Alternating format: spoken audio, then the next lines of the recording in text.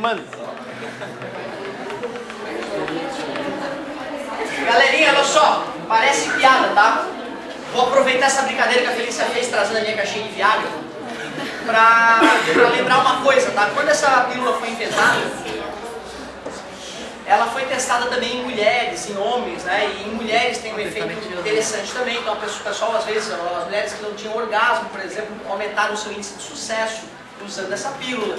A coisa ficou tão louca. E lembra do êxtase, né, cara? O êxtase é considerado a droga do amor também, né? E em alguns lugares a galera come como bala, né? Na hora de ir pra balada, né? Isso é muito perigoso pro jovem que não tem, de repente, controle do que tá acontecendo direito com a vida dele. E o cara é tão pirado, às vezes, que ele começa a misturar, cara. Ele mistura o êxtase para ter aquele prazer, né, de contato físico, de pele, e já bota um Viagra junto para poder ficar transando durante mais tempo e tal. E, né, e ó, eu sou fodão. O problema é que essas duas drogas, cara, geram um baque no sistema do cara que mata muita gente. Então começou a morrer jovem cabeça de bagre assim que nem mosca, lá na Europa, misturando Viagra com êxtase. Então tu fica ligado, cara, tem cabeça de bagre pra tudo. E tem cara que é tão doente que aí vai pra balada, quer pegar a gatinha, ele não oferece pra gatinha, ele bota na bebida da gatinha. E às vezes é um amigão do peito, cara. Então tu fica ligado, entendeu? Se bateu muito a bebidinha da boate, porque talvez não era só álcool, tá? Fica ligado. E se misturar as coisas erradas, morre, tá bom? Então fica ligado, toma cuidado, hein, meu? Meu pai é fã desse azulzinho. Essa é a conclusão, meu pai é fã. Ô galerinha, olha só. Sabedoria, hein? Sabedoria, porque eu não estou preocupado com esse é caro, a galera não compra, mas tem uns aí do Pará que é 5 pila, entendeu? E é esse que é o meu medo, entendeu? Que droga, qual é a qualidade dessa baguinha de 5 pila que tu está comprando aí, né? Certo? Isso aí pode dar problema na tua saúde de verdade, fica ligado. Ô pessoal, o negócio é o seguinte então, aqui na Física C, apareceu na nossa vida o tal do capacitor, símbolo. Olha que bobinho. Construção dos mais simples, capacitor de placas planas. Aqui no meio é um material condutor, né? Não, é um material isolante, tem até nome esse material, dieletro. Pode ser dielétrico, professor? Pode. Por que di, professor? Porque do lado fica mais, do outro lado fica menos, e aí depois que tu desconecta a bateria, os opostos se atraem, a carga fica presa. Ela não fica presa para sempre, tá, gente? Ela vai descarregando já em seguida, na sequência, aos pouquinhos ela vai descarregando.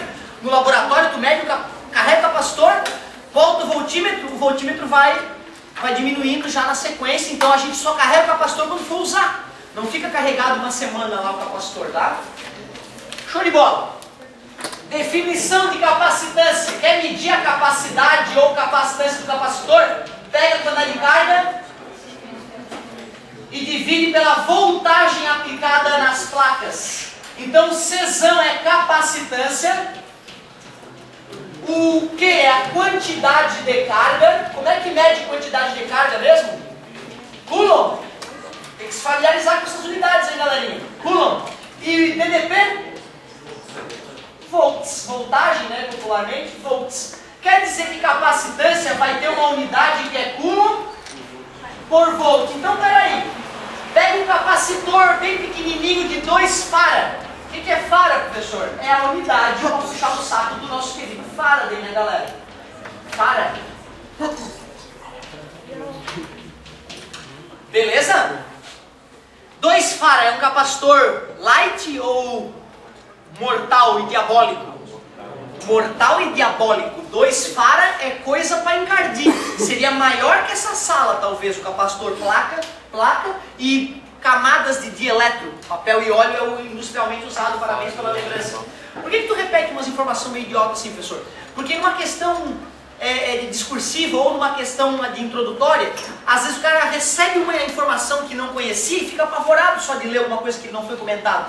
Às vezes ler uma coisa que já foi comentada soa mais gostoso, né? A adrenalina não vai lá em cima, tu tem mais calma para matar a questão. Só por isso, não é obrigatório anotar nada disso.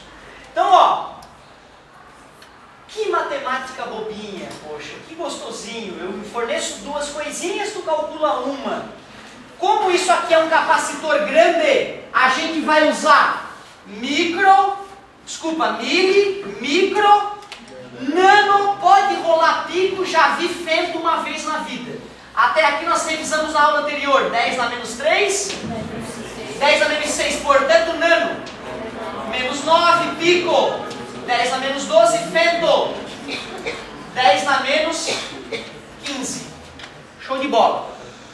Nano, pico, femto são prefixos usados para tratar de capacitores.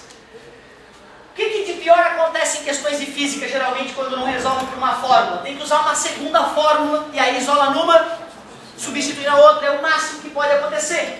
Quando nós tratarmos de um capacitor de placas planas, dá para calcular a capacitância dele conhecendo apenas a forma geométrica. A área das placas, quanto maior a área das placas, mais cabe carga, maior a capacitância. Distância entre as placas, quanto menor a distância entre as placas, mais as cargas se atraem, mais carga eu posso acumular. Só não posso aproximar demais a ponto de uma descarga elétrica unir as duas placas, aí o capacitor queimou. Vai dar barulhinho, se for um capacitor pequenininho, da tua placa lá de vídeo, e se for um capacitor industrial, da tremor de terra, a coisa é violenta.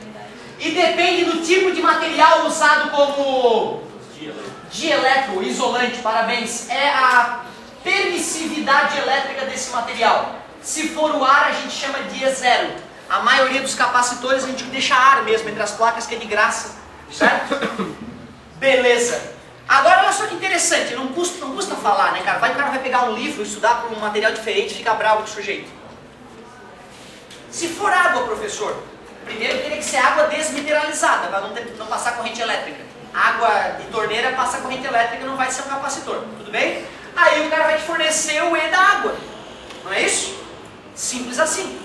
Tem livros que, em vez de alterar a permissividade elétrica do dieletro, eles fornecem o seguinte, para calcular a capacidade ou capacitância de um capacitor que não é de ar, tu pega a capacitância do capacitor de ar e multiplica por K. O que é esse K? É a constante dielétrica. Ou seja, é só para corrigir o cálculo porque tu não usou ar. Usou papel e óleo, vai usar o K do papel e óleo. Usou mica, vai usar o K da mica. Usou vidro, o K do vidro. O que eu estou te dizendo, cara? Estou te dizendo que tu tanto pode calcular o C do capacitor de ar e depois corrigir se não for de ar, ou o cara às vezes já te fornece a permissividade elétrica do material do capacitor, tu faz um cálculo só. Muda alguma coisa no final das contas? Não muda nada. Não muda nada. Fazer o cálculo já certinho, ou fazer o cálculo errado e depois corrigir por um fator de correção, tá no mesmo, tá no mesmo. Parece assim meio, isso parece meio mutreta, cara. Parece que o cara está ajeitando uma coisa que deu errado. Na verdade não é, cara. É até mais prático, de repente, tu sempre pensar que é ar, fazer o cálculo acostumado com ar e depois corrigir, do que ter que ficar tabelando vários E's para vários materiais. Mas tabelar o K ou tabelar o E é muito parecido, né? Então dependendo da história do autor do livro, ele faz de um jeito, ele faz do outro, os resultados são idênticos. Mas o filé de capacitor não é nada disso, tudo é introdutório. Aliás, para que serve o capacitor? Para armazenar energia elétrica. Então é que nem uma pilha. Porque descarrega rapidamente enquanto a pilha descarrega lentamente. Te falo isso porque isso vai ser cobrado. Se ele for cutucar capacitor, ele pode cobrar isso. Então peraí, já que potência é energia sobre tempo, podemos dizer que o capacitor, já que libera a mesma energia, só que num tempo curto, ele gera maior potência. Aí eu falei para vocês daquela moto de corrida, né? Que faz de 0 a 100 em um segundo e pouco por causa dos capacitores usados nos motores elétricos. Legal. Agora o negócio é o seguinte, meu querido. Lembra uma vez que eu peguei e fiz 3 circuitos idiotas usando resistores? Um faltava o R, um faltava o I, o outro faltava o V. Tu usava V igual a R vezes I e resolvia a questãozinha. Lembra? Lá no começo do ano. Primeiro contato com V igual a R vezes I, com a primeira lei de Ohm. Cuidado, V igual a R vezes I não é a primeira lei de Ohm. O cara fala assim e confunde o aluno. A primeira lei de Ohm diz que o R é constante. Já que o R é constante, eu posso usar a definição de resistência para fazer as contas. Certo? Será que vale a pena eu montar 3 circuitos idiotas Num deles eu te peço um capacitor, num deles eu te peço a carga, no outro deles eu te peço a voltagem. Será que vale a pena fazer isso de novo? Não. E eu não vou fazer. Porque se tu consegue fazer continhas com R igual a V sobre I, acredito eu que também consiga fazer com C igual a Q sobre V. Só tem que te familiarizar que C é capacitância, Q é quantidade de carga, que já faz tempo que a gente trabalha com isso. V eu não vou nem falar nada. Então eu já quero fazer circuitos mais belos. Eu já quero fazer circuitos não só com um capacitor, mas por exemplo, com 2, ou por que não, 3 capacitores em paralelo. Olha que delícia!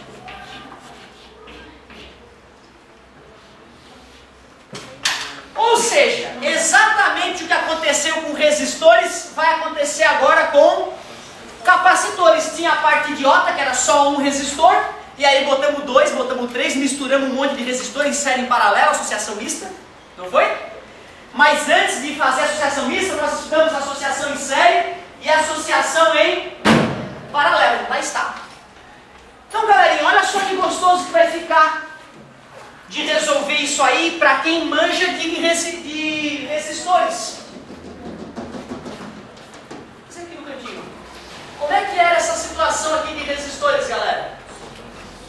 Era só somar, como é o nome daquela ali de cima? Sério, qual é a característica comum naquela ali de cima? A corrente é a mesma. Não é isso? A na de cima ali, a corrente é a mesma. Show de bola. Lá está então a revisãozinha de resistores. E embaixo, qual é o nome? Paralelo. Qual é a característica? A voltagem é a mesma. E como é que eu acho o resistor equivalente? 1 sobre R equivalente, 1 sobre R1, 1 sobre R2, mais blá blá blá. Essa aqui já bem mais gostoso de operar. O resistor equivalente é a soma dos resistores.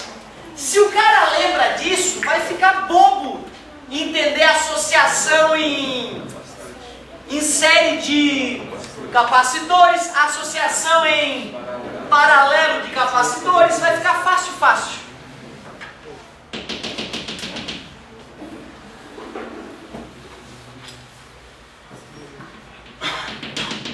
Capacitor 1, capacitor 2, capacitor 3, capacitor 1, capacitor 2, capacitor 3. Imaginem vocês que essa placa ficou com excesso de 2 prótons, os opostos. Aqui fica com excesso de 2 elétrons, 2 prótons, 2 elétrons, 2 prótons, 2 elétrons. Simples assim. Sempre que o capacitor estiver carregado, se nessa placa aqui tem 3 prótons em excesso, nessa placa oposta, 3 elétrons em excesso, porque os opostos, e nessa, claro, porque os elétrons fugiram dessa para essa, né? Então aqui ficou 3 prótons, 3 elétrons, 3 prótons, 3. Não se esqueçam, a corrente elétrica não pode atravessar de uma placa para outra, porque existe um material isolante entre elas. Mas as cargas podem se acumular na placa. E se acumula 1 milhão de prótons aqui, 1 milhão de elétrons aqui, 1 milhão de prótons aqui, e assim por diante. Ou seja, sempre que eu associar capacitores em a carga armazenada no primeiro, tem que ser igual à carga no segundo, tem que ser igual à carga no terceiro. Não interessa se um capacitor é de pouca capacitância e um é de grande capacitância. A carga armazenada em cada um, obrigatoriamente, por causa dessa física básica, tem que ser a mesma. O que era igual lá antes? O I, né? O I1 era igual ao I2, era igual ao 1. Mas o que é o I? Não é carga se mexendo? A única diferença é que aqui as cargas não podem se mexer, elas param depois de um breve deslocamento. Ou seja, na verdade, se nós formos pensar, é a mesma característica dos dois.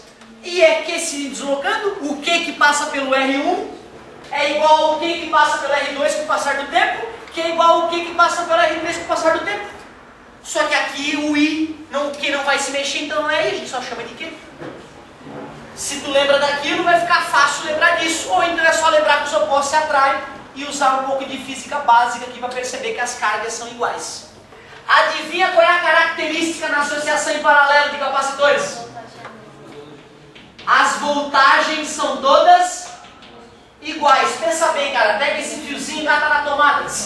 Quantos volts vai atuar em cada um deles? 220 a tomada. É como ligar um T. Quando o cara coloca o T na tomada, cada plugzinho que tu engatar ali, 220 volts. Então, ó o fio. Pensa bem, cara. Fio e fio, tomada. Por que cargas d'água, o choque tomado nesse fio engatado na tomada vai ser diferente aqui, aqui ou aqui? Se esse fio está conectado com a mesma maldita tomada. Então é por isso que a voltagem tem que ser obrigatoriamente a mesma coisa que acontecia lá. Então a característica não mudou. A característica é a mesma. Em série a carga que atravessa é a mesma. Quando a carga não atravessa, a carga que fica é a mesma. E em paralelo a voltagem é a mesma, tanto para resistores quanto para capacitores. Porém, apesar de as características serem as mesmas, na hora de fazer a conta muda. Deixa eu ver se vai dar tempo de deduzir. Ou se eu só vou contar. Ah, vou deduzir, por que não? Pensem comigo, meus queridos. Pensem comigo. Se eu quero que exista um capacitor equivalente, o que eu posso afirmar sobre a carga desse capacitor? Quando eu descarregar, galera, vocês concordam que as cargas que vão realmente ir para a coisa que receber a descarga são só essas das extremidades? Porque as cargas do meio vão continuar aprisionadas. Isso é uma coisa que eu demorei a digerir na parte de capacitores. A carga de cada capacitor é igual e é igual à carga do capacitor equivalente. Pô, professor, que absurdo! Então para que eu vou agrupar um monte de capacitor em série se eu não vou aumentar a carga armazenada? É porque realmente tu não está preocupado com a carga, está preocupado com alguma outra coisa. Tudo bem? Cuidado, hein, gente?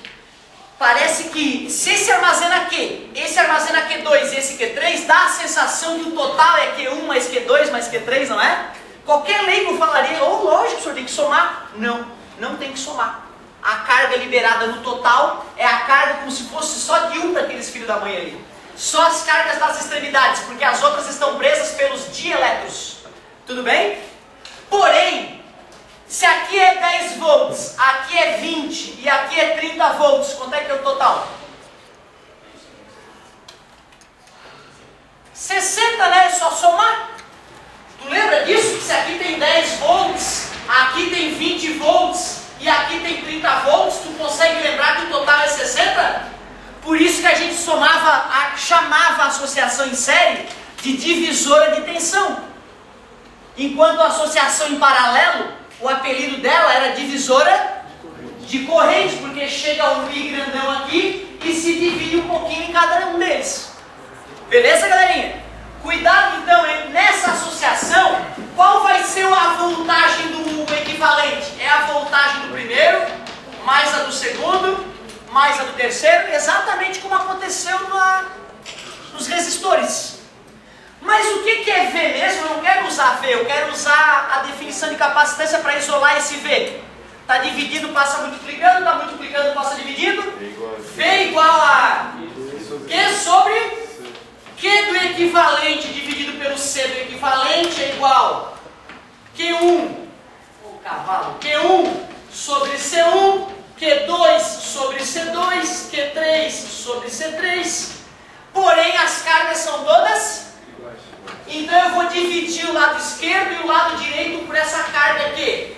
Aí quando eu dividir, cuidado, hein? Vai ficar 1 sobre o capacitor equivalente, é 1 sobre C1 mais 1 sobre C2, ou seja,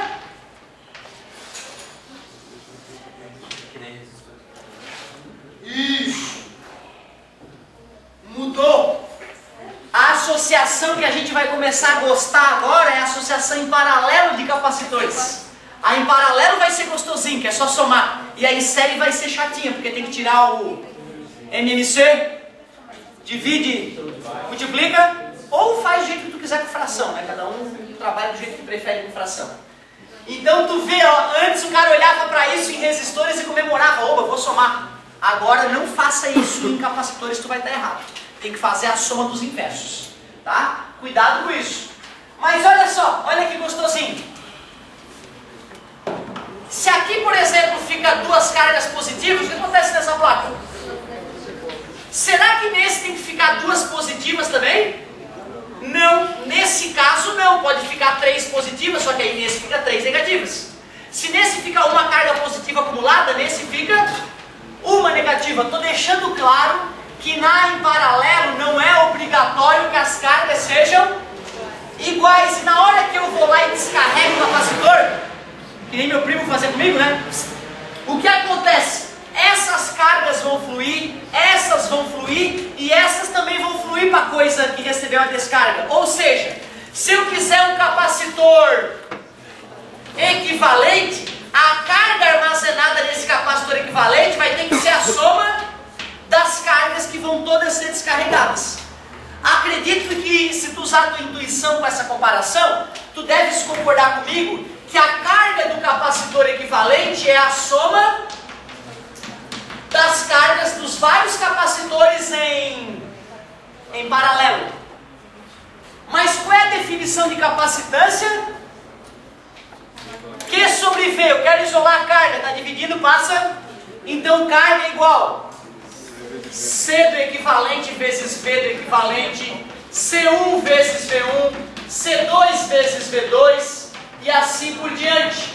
Porém, as voltagens são todas, inclusive igual a do capacitor equivalente. Dividindo ambos os lados por V, fica capacitor equivalente é C1 mais C2 mais C3 e assim por diante. Simples assim. Só fiz a dedução para te mostrar, porque o cara ia se perguntar por quê? Porque é diferente, professor. Por que não é igual essa porcaria? Aí parece que o cara está mentindo, que é uma decoreba, botar na Bíblia, né? E não é matemática básica. Ó, é a matemática básica que faz a coisa ser o contrário dos resistores, certo? Ou seja, quem não tinha aprendido circuitos de resistores, ao estudar circuitos de capacitores vai poder tirar um atraso. Quem já manjava de circuitos mistos de resistores vai dar risada na hora de trabalhar com capacitores. Então, ó, em vez de V igual a R vezes I, C igual a Q sobre V. E em vez daquelas fórmulas, essas novas. Só trocou. Quando é em série agora é paralelo, quando é paralelo é em série. Só. E aí, vamos fazer exemplo, né? Fazer um exemplozinho para te estimular, que esse final de semana tu vai te debruçar nos capacitores. Certo, meu querido? Quanto tempo eu tenho? Creds! Fazer um super exemplo para a galera. Professor, depois não vai misturar capacitor com resistor? Ah, vai. Vai sim.